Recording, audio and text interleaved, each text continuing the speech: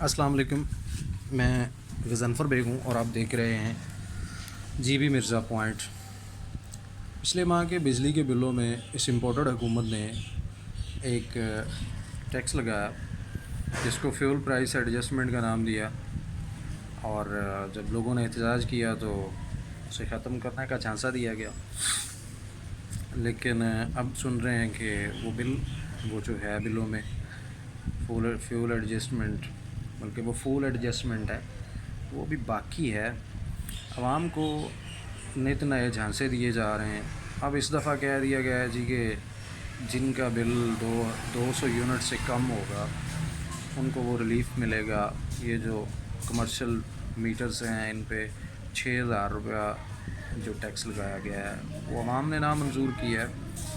وزیر خزانہ سب کچھ بیان دیتے ہیں اور وزیر اعظم سب کچھ بیان دیتے ہیں، کہتے ہیں جی کہ میری تو وزیر خزانہ صاحب سنتے ہی نہیں ہیں۔ بھئی اگر آپ کی نہیں سنتے تو آپ خیر سے وزیر اعظم ہیں اس وقت۔ کل وہ قطر کے دورے پہ تھے تو وہاں انہوں نے اعلان کیا ہے کہ جن کے بجلی کے یونٹ 200 سے کم کنزیوم ہوں گے یا 200 تک ہوں گے ان کو ریلیف دیا جائے گا، ان کو فیول پرائس ایڈجسٹمنٹ جو ہے وہ نہیں لگے گی۔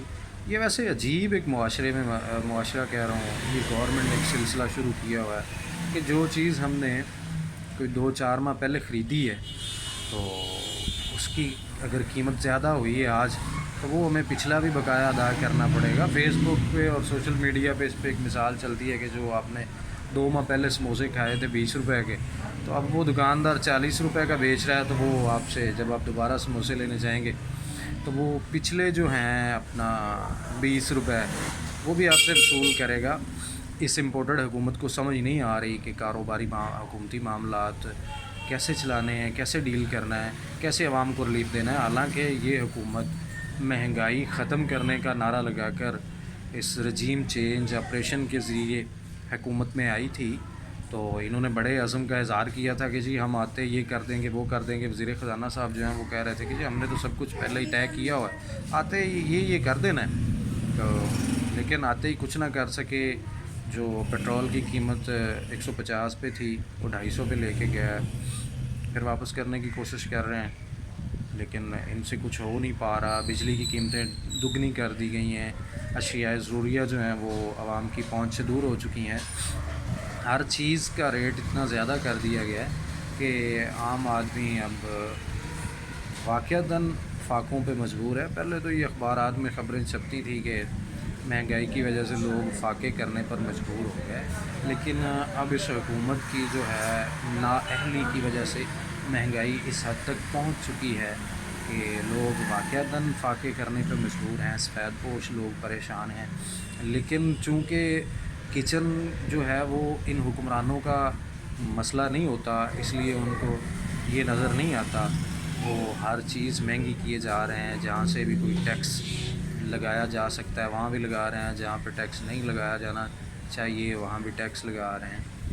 تو اگر آپ کو پتہ ہی نہیں تھا کہ ہم نے کرنا کیا ہے تو آپ کیوں اقتدار میں آئے؟ اور یہ شہباز پیر صاحب یہ سمجھ رہے تھے کہ یہ بھی پنجاب ہے اور میں بس میریاں لہنیاں چڑھنیاں دیکھنا۔ آپ اسے یہ علم نہیں تھا کہ وفاقی حکومت جو ہوتی ہے وہ اور طرح چلتی ہے، اس پہ پوری دنیا سے ڈیل کرنا ہوتا ہے، فارن پالیسی ہوتی ہے،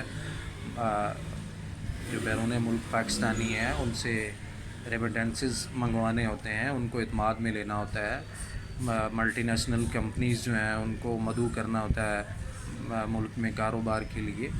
تو یہ ایک بڑی ایڈمنسٹریشن کی ضرورت ہوتی ہے اس کے لیے کہ بندے میں قابلیت ہو کہ وہ اچھا ایڈمنسٹریٹر ہو۔ تو جو صوبائی حکومتیں ہوتی ہیں وہ تو کچھ بھی نہیں ہے، انہوں نے تو بس NFC کے تحت چونکہ ان کو معقول سے پیسے مل جانے ہوتے ہیں، انہوں نے بجٹ بنانا ہوتا ہے اور بس سپیڈیں شروع کر دینی ہوتی ہیں۔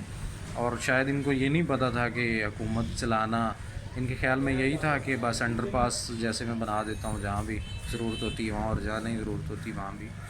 تو ان کو سوچنا چاہیے، یہ حکومت چھوڑ دیں، کیونکہ ان کی حکومت میں عوام کو ریلیف بالکل نہیں مل رہا، جس کا ثبوت ہر ضمنی الیکشن میں عوام نے ان کو ریجیکٹ کرنے کی صورت میں دیا ہے۔ آج تک جب سے PTI کی گورنمنٹ گئی ہے कोई 22 हलकों में इलेक्शन हो चुका है, ज़िमनी इलेक्शन, जिसमें से पाकिस्तान तहरीक इंसाफ 17 हलके जीत चुकी है। स्वात का सबसे पहले इलेक्शन हुआ, वो पीटीआई जीत गई। पंजाब में 20 हलकों का ज़िमनी इलेक्शन हुआ, जिसमें 15 सीटें पाकिस्तान तहरीक इंसाफ ने हासिल की।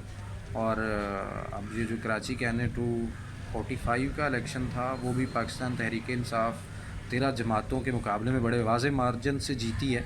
ये 13 जमातें 13,000 और 100 कुछ वोट ले सकी हैं, तो ये इनके लिए शर्म की बात भी है और लम्हा फ़िक्रिया भी है कि अवाम इनको पसंद नहीं करते।